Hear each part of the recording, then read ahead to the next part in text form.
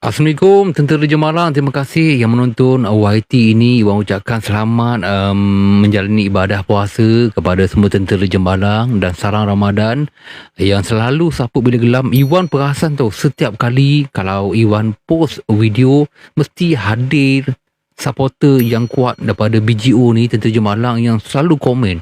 Iwan reply komen. Iwan kadang-kadang Iwan nampak sentiasa hadir.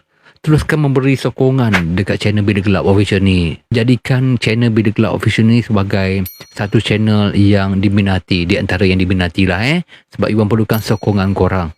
Seperti biasa, Iwan mengharapkan kalau korang ada pengalaman seram untuk kongsikan dalam Bila Gelap ni, selalu mendengar cerita-cerita yang Iwan post kan. Apa kata kali ni korang pula bercerita dalam Bila Gelap, naik kotak setiap hari Jumaat dan juga Sabtu jam 11.30 malam. Jumaat dan Sabtu. Okey.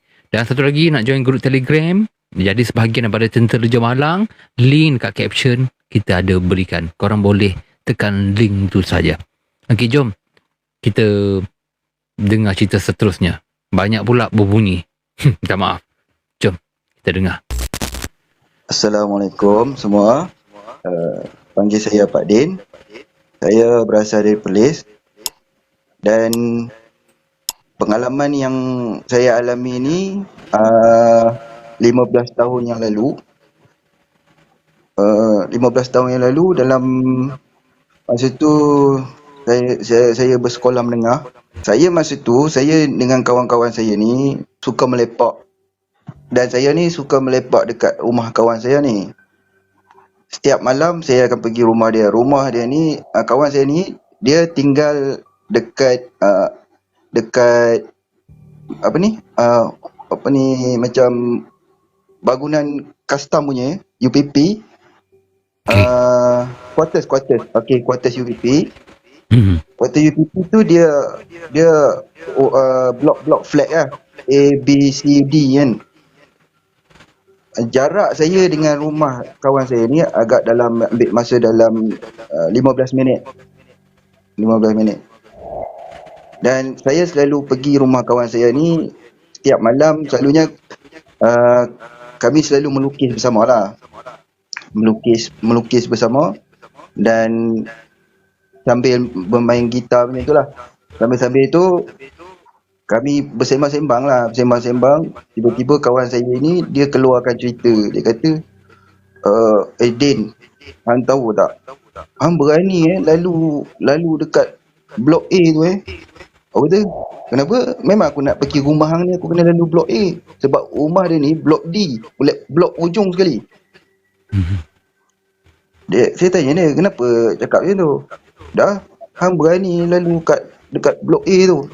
Kalau aku tak berani lalu kat situ 12 malam. Kan? Orang semua tak berani lalu situ 12 malam. Hang seorang je yang berani lalu situ.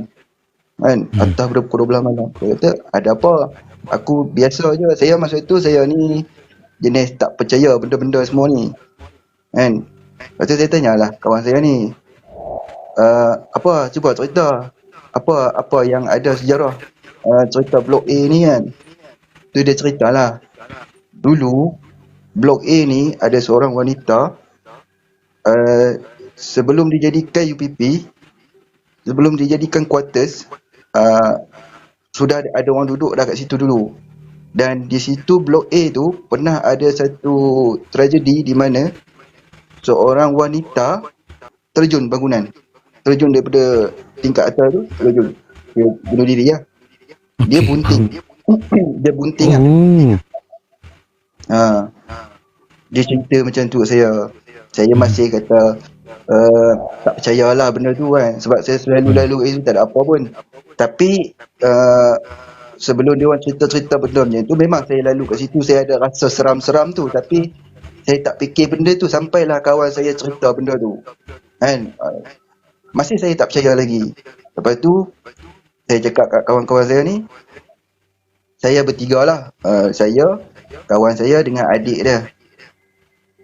Kami melepak 3 orang. Lepas tu saya cakap kat kawan saya ni, kalau betul lah kat tempat ni ada macam hang cakap tu kan, kebetulan esok hari Khamis malam Jumaat.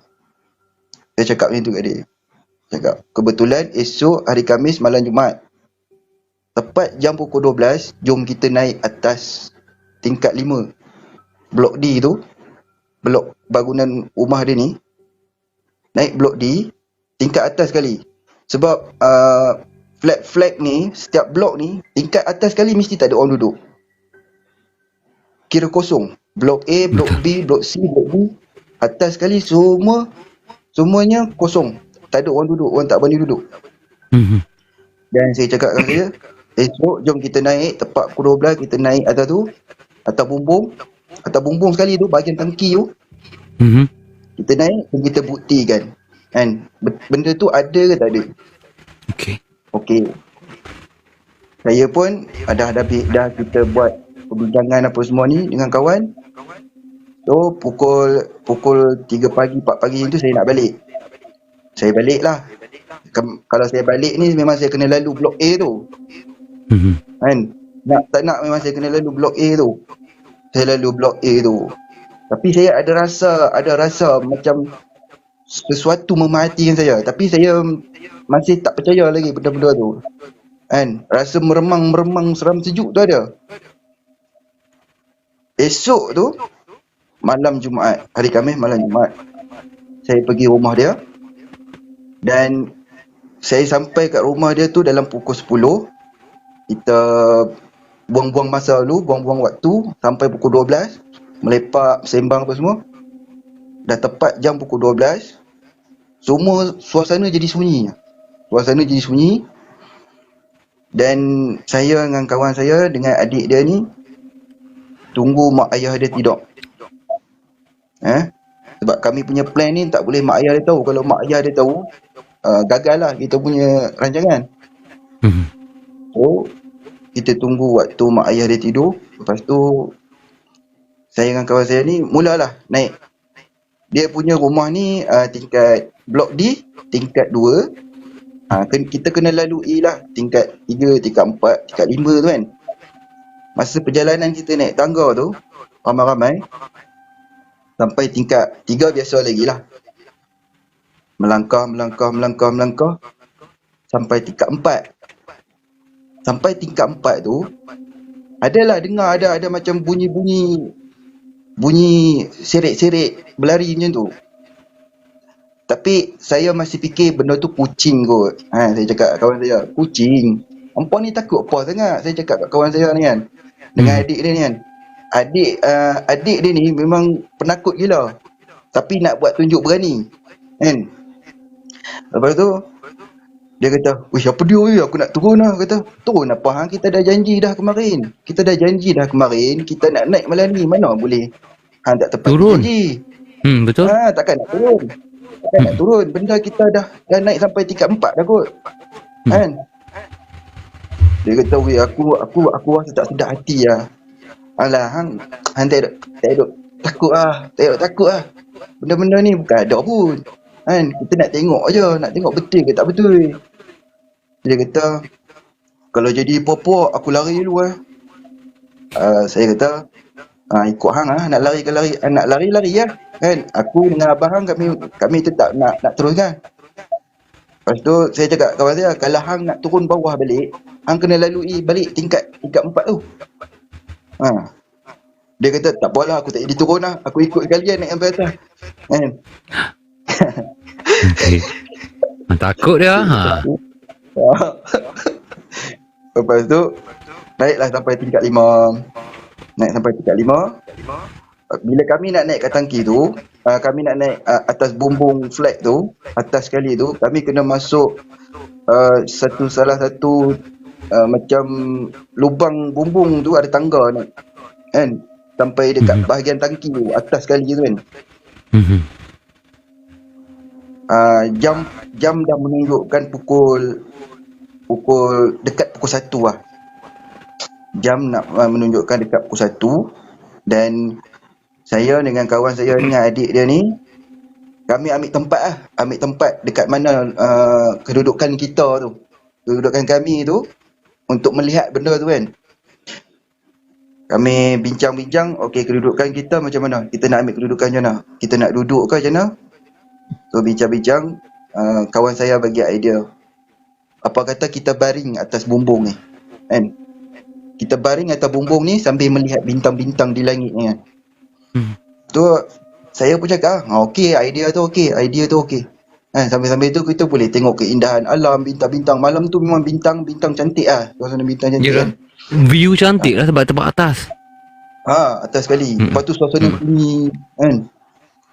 Sambil duk baring-baring atas bumbung tu, tengok-tengok langit, tengok-tengok bintang. Saya ni, kami baring sebelah-sebelah lah. Saya belah kiri, adik kawan saya ni tengah, kawan saya ni sebelah kanan, hujung.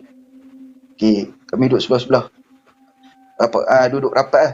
Baring sambil tengok ke langit, menghadap ke langit. Baring atas bumbung tu. Sambil lihat-lihat tu, tiba-tiba lalu satu taib bintang tau. Mula-mula lalu taib bintang, saya tengok. Kami semua nampak lah taib bintang tu. Nampak taib bintang lalu. First. Lepas tu, tunggu lama-lama tu, taib bintang lalu sekali lagi. Kan? Taib bintang lalu sekali lagi. Lepas tu saya terus cakap lah. Saya cakap, weh, tadi hampa nampak taib bintang kan? Lepas tu kawan saya kata, weh, jangan teguk kan? Kawan saya kata macam tu, jangan teguk, taib bintang apa lalu sampai 2 kali kan? Lepas tu saya buat melawak-melawak lagi lah. Saya buat melawak juah-juah lagu tu lah. Saya kata, weh, orang kata kalau nampak taib bintang ni, kita boleh buat permintaan apa. Hang ni percaya benda-benda tu syirik apa semua. Tak lah, aku kat orang tua-tua yang cakap kan. Bukan aku percaya, orang tua-tua yang cakap. Lepas tu kawan saya kata, hang ni jangan mulut culupak lah. Jangan duk teguk tak tawan.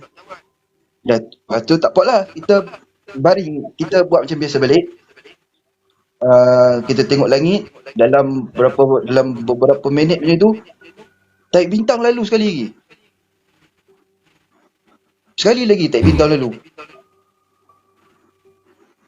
Taib bintang lalu sekali lagi. Selepas Kali taib ketiga bintang lah. lalu kali ketiga. Lepas taib ketiga. bintang lalu kali ketiga ni, bila hilang je taib bintang kali ketiga tu, lalu satu jelmaan betul-betul atas muka kami. Jarak dia antara dalam 30-40 kaki macam tu.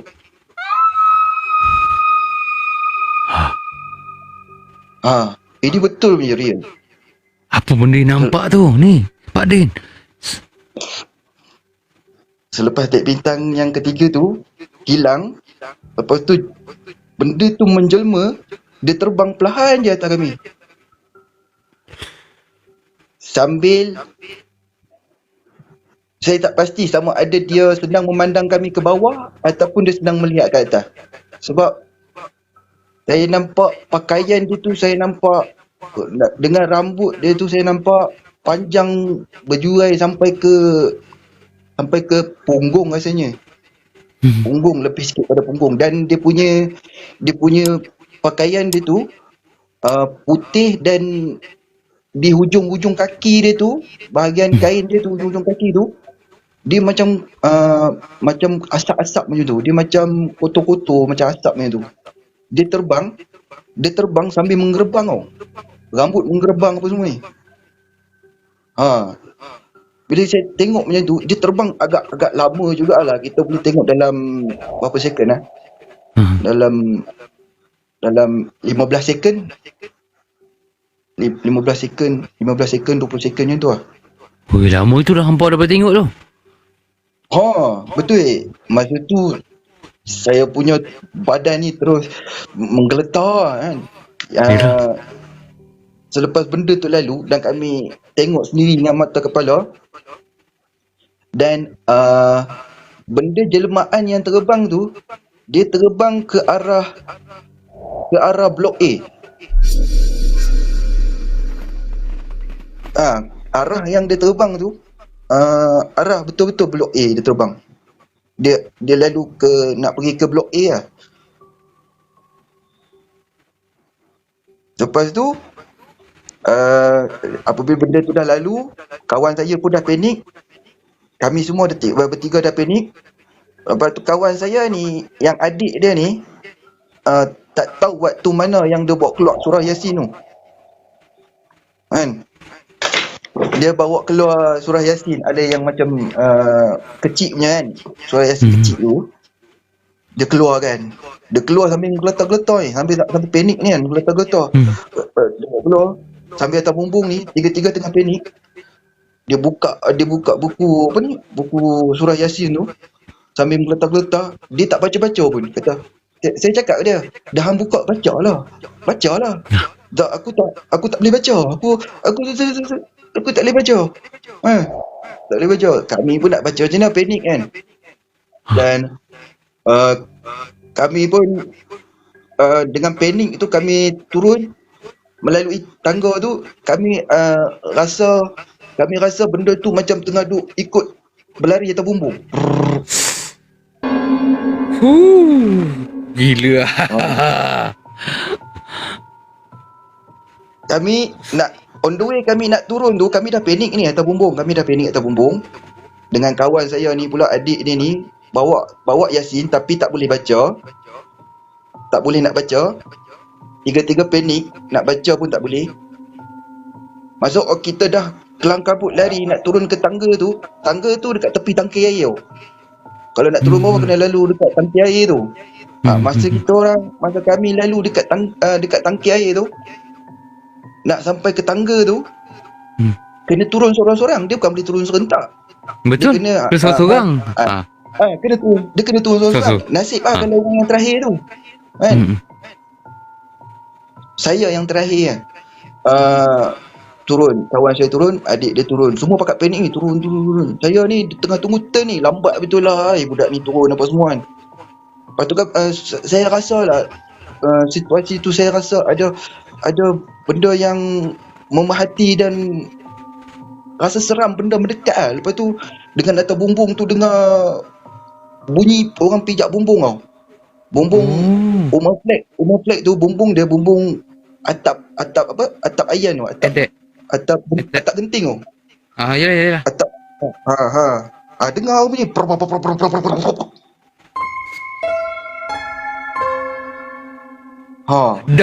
Dah lah korang cemas nak turun tangga. Okey, berebut siapa dapat turun dulu kan. Tapi Pak Din yang orang ketiga tadi kan. Saya last sekali. Ya, orang yang last sekali. Saya daripada tak percaya benda-benda lagu tu, saya jadi saya sekali-kalingan saya jadi takut balik.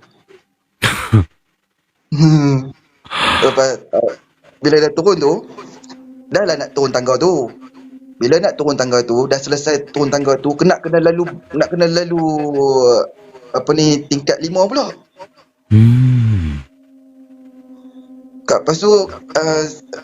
Lepas tu bila dah dengar bunyi ada benda yang berlari atas bumbung tu nak mendekat, saya ni terus lonsok kan ikut tangga tu kan. Buat macam skill bomba punya lah, turun tangga kan. Pum, jatuh bawah kan. Panik lari. Kawan saya ni dah lari masuk dalam rumah dah. Dia dah sampai dah rumah dia, tingkat 2 tu. Laju. Yang saya ni duduk dekat tingkat 5. Baru tingkat 5 lagi ni. Kan?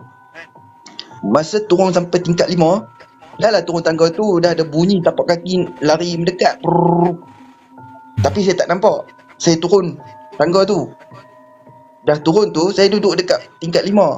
Bila duduk kat tingkat 5, pintu pum pang. Tingkat 5 tu tak ada orang duduk. Kira pintu terbiar lah kan, rumah-rumah terbiar lah tu. Kira pintu-pintu tu ada yang terbuka, ada yang tutup apa semua kan. Saya kat tingkat 5 tu, dalam keadaan saya nak lari tu, pum pang pintu. Hak ni terbuka, hak ni tutup, hak ni terbuka, hak ni tutup. Angin kuat. Saya lari, panik, saya turun sampai masuk rumah dia. Kami terus duduk diam dan tak kata apa. Saya jadi malam tu saya tak nak balik sebab saya dah tahu benda tu, cerita tu betul. Yang orang kata ada perempuan pernah bunuh diri kat blok A tu. Terus saya percaya benda tu dan saya pun dah tak berani dah nak balik kalau time-time pukul 3, 4 pagi saya memang tak balik dah lah. Nak lalu kat situ. Saya akan tidur rumah dia terus lah. Itu. Sebab itulah member tadi tu dia dah tahu dah kan korang nak pergi ke tempat atas tu. Sebab tu dia dah dia prepare awal-awal dah dengan surah Yasin tu. Betul tak? Sebab abang Pak Din sebut tadi kan, tak semena-mena tiba-tiba keluar kan buku tu ataupun surah Yasin tu kan. Maksudnya dia dah tahu korang nak pergi tempat atas tu yang orang perkatakan tempat tu mesti. Jadi cakap sebelum apa benda berlaku, aku prepare. Itulah. Tapi kalau nak cerita pasal kita baring kita kecil, kita baring melihat suasana lah alam, kita tengok langit kat atas kan dengan bintang-bintang, lalu sonok dengan kita, macam Iwan lah, kadang-kadang Iwan buat benda sama dulu, tengok bintangnya apa Virgo apa benda lah yang ada 4 bintang 5 bintang, sambil-sambil tengok tiba-tiba lalu apa type bintang kan, kita akan macam menarik. Tetapi bila lalu lagi tiba-tiba dalam 20 meter 20 macam tu kan ketinggian muncul benda tu terbang, maksudnya dia macam gini dah kan bro, dia macam gini dah, bukan macam Superman kan, dia memang macam gini dah kan, sebab macam kaki dia dekat dia macam Superman macam tu. Dia tu sambil tangan dia tu terbuka lah, macam ni. Melentang macam tu. Tangan dia melentang. Terbuka tu. Okey. Bukan tangan dia ke depan, dia melentang ke tepi. Tangan dia terbang. Macam tu. Ini betul dia ni. Selepas kejadian benda tu, saya percaya lah. Benda-benda tu memang ada. Ya dah. Mungkin kita boleh katakan sebenarnya korang lebih kepada macam mencabar diri juga kan di waktu tu kan, mencabar diri juga untuk naik ke atas tu. Tapi macam Pak Din sebut tadi, boleh dikatakan memang betul pun banyak rumah-rumah flat memang di tingkat-tingkat atas selalunya tak ada orang kan, memang orang jarang duduk tingkat atas sekali, selalunya kosong yang di tingkat 5 tadi kan. Ni korang naik ni atas lagi, ni terbang macam langsui tu kan, cakap ya macam langsui. Macam langsui ya. Ya saya tengok tu langsui je. Abang kadang confuse langsui dan putih anak macam mana. Dia punya cara terbang dia tu dia nampak macam burung putih yang besar dan keluar asap-asap putih macam tu. Kabus-kabus macam tu Faham. Tapi dia kabus, bukannya kabus nampak macam kabus asap tu. Dia kabus yang boleh katakan nampak kabus yang seketul lah. Nampak jelas. Tapi bahagian hujung kain, bahagian kaki dia tu nampak asap-asap koyak-koyak macam tu lah. Kain-kain dia koyak tu. Tapi dia keluar asap lah, asap-asap putih tu. Faham. Muka dia nampak tak? Ada yang komen? Muka dia kita tak nampak sebab dia terbang tu, muka dia tu diselimuti dengan dia punya asap tu juga. Dia nampak macam muka dia nampak hitam tapi hitam yang berasap-asap. Tapi nampak lah kedudukan muka dia tu, mana badan dia tu, kita nampak lah. Boleh nampak. Dengan rambut dia. Dia terbang perlahan. Dalam 20 second tu lama tu. Lama tu? Betul. Pak Din, orang Pak Din nampak 3 saat 2 saat pun dah azab Pak Din. Betul tak Pak Din? Orang nampak 3 saat 4 saat pun dah azab, rasa macam malas aku nak tengok, kenapa aku tengok benda seram ni. Ini dalam 20 second tu, ya Allah, kau rasa kau boleh nikmati. Bukan nikmati benda yang cantik, nikmati benda yang seram atas kepala korang tu. Waalaikumsalam Abdul Malik. Okey, kita tanya pula pasal, so kalau dah kawan-kawan besok lusa mesti kita akan jumpa kan, korang sembangkan balik pasal apa benda yang berlaku malam tu. Selepas apa yang berlaku malam tu, saya pun terpaksa tidur rumah dia. Saya tak nak balik. Dan keesokan harinya tu saya balik, dan saya kalau datang rumah dia saya akan balik sebelum pukul 12. Sikit saya akan datang rumah dia tu pukul 8 malam sampai pukul 11 kan. Sebab waktu-waktu macam tu security masih ada lagi kat depan tu, masih ada lagi. Kalau atas pukul 12 tu, pukul 1 tu, kadang tu security tu dia tak ambil pot sangat lah nak jaga depan tu kan. Setelah berlaku benda tu dan malam tu keesokan hari tu, malam tu kami jumpa balik dekat rumah dia, kami bincang. Nampak tak semalam apa dia kan? Aku nampak real, aku nampak sebiji kan. Saya tanya adik dia pula, Harry, hang nampak semalam? Aku nampak lah, gila. Kalau tidak, buat apa aku nak buat kelak Yasin. Okey. Jadi lepas tu kawan saya sekali-sekali dengan abang dia, dengan adik dia si Harry ni pun cakap, kata aku tak mau buat kerja gila ni dah kan. Aku tak mau buat kerja gila ni dah. Teruk kot aku jatuh apa ni, turun daripada tangga tu, aku jatuh terjun terus kot. Panik, memang panik. Macam-macam boleh jadi masa tu. Kami bagi keputusan malam tu bincang, kata benda ni betul. Cerita yang hang cerita kat aku pasal blok A ni, sekarang aku dah dapat bukti memang benda ni betul, dan aku tak menafikan lah benda ni memang ada kan. Dan saya tanya dia, hang rasa Harry itu apa dia? Adik dia kata Lang Sui, abang dia kata Pontianak. Sebab dua-dua ni nak hampir sama lah. Dia punya Betul. nak hampir sama. Ya. Dia sampai sekarang tempat tu masih ada benda tu.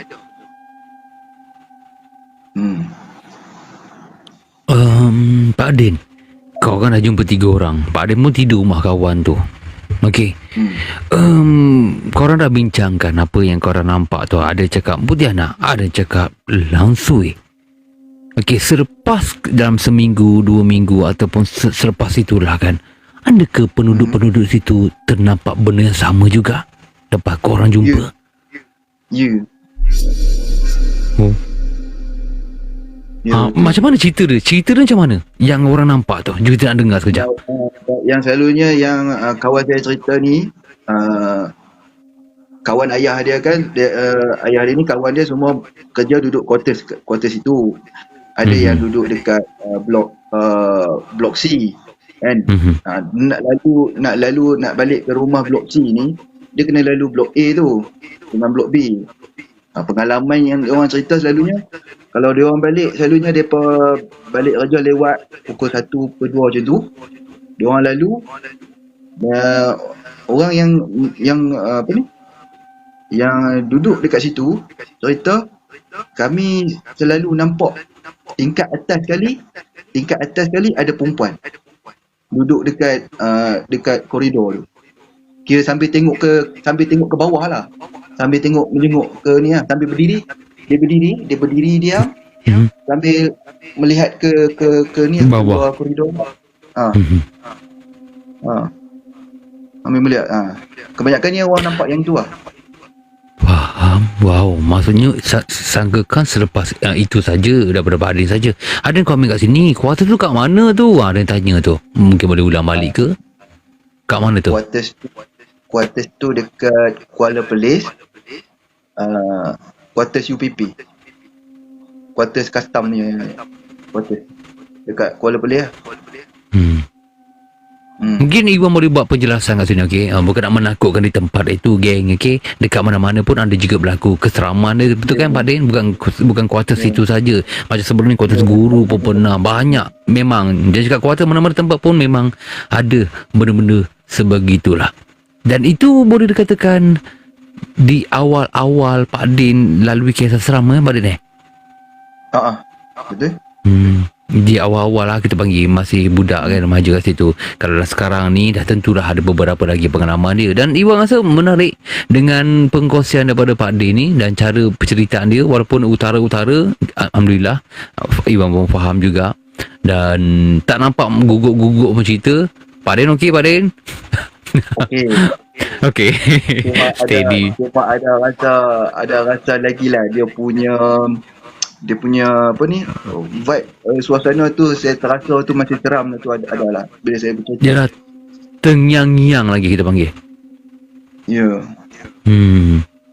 Suasana dia tu.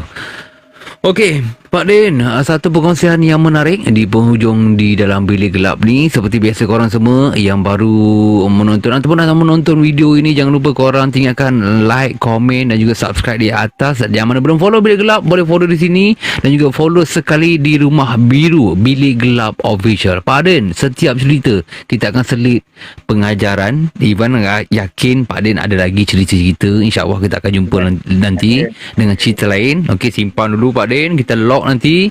Okey, agak-agak Pak Din lah kan. Okey, sebelum kita masuk pengajaran, apa cerita yang mungkin Pak Din akan cerita next time insya-Allah? Agak-agak bagi sikit tajuk, agak-agak sikit je kalau tajuk seorang apa kata, satu sosok budak-budak tadika merangkak atas badan saya.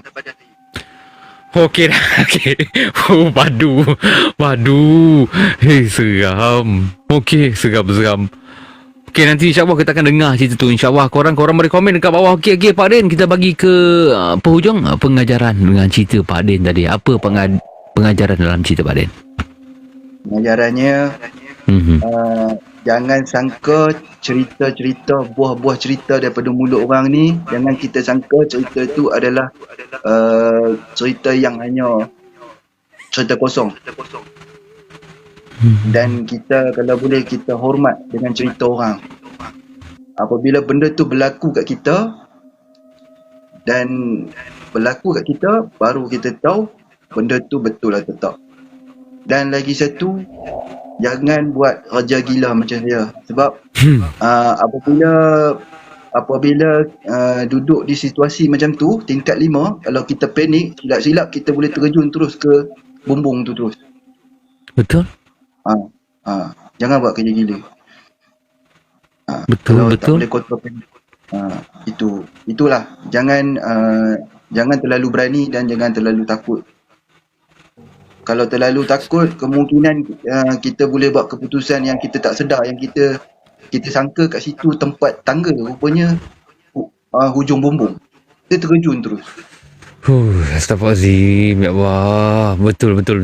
Takut sebenarnya kan. Ini kan Pak Din kalau fikir sedalam-dalam dari Pak Din dengan apa yang berlaku pengalaman Pak Din tu, kalau cakap aku ni betul kalau aku dia gila atau panik sangat-sangat, aku boleh hilang nyawa ke, boleh panggil kan. Ya, dengan apa benda, tindakan yang aku rasa terlalu, mungkin kita panggil bodoh sangat dah waktu tu kan. Kenapa dah kalau melibatkan kemalangan atau sebaliknya, rasa dah jadi satu lagi nak kena jawab dengan orang tua. Okey, insyaAllah kita akan jumpa lagi Pak Din. Jaga diri bro. Terima kasih siapa Bilik Gelap Official yang sebulan kita rehat ni. Kita dengar cerita Pak Din. First time you dapat dengar Pak Din punya suara. Kalau korang nak tengok lukisan-lukisan Pak Din, macam biasa saya akan promote sekejap. Korang boleh follow Pak Din. Korang scrolling lah VTT dia. Banyak cantik-cantik. Dia boleh lukis muka orang sekali. Gitu je lah. Okey, Pak Din, kita jumpa lagi Pak Din. Jaga diri Pak Din. Okey, Assalamualaikum semua. Assalamualaikum Iwan. Waalaikumsalam. Kisah-kisah seram dan misteri di Bilik Gelap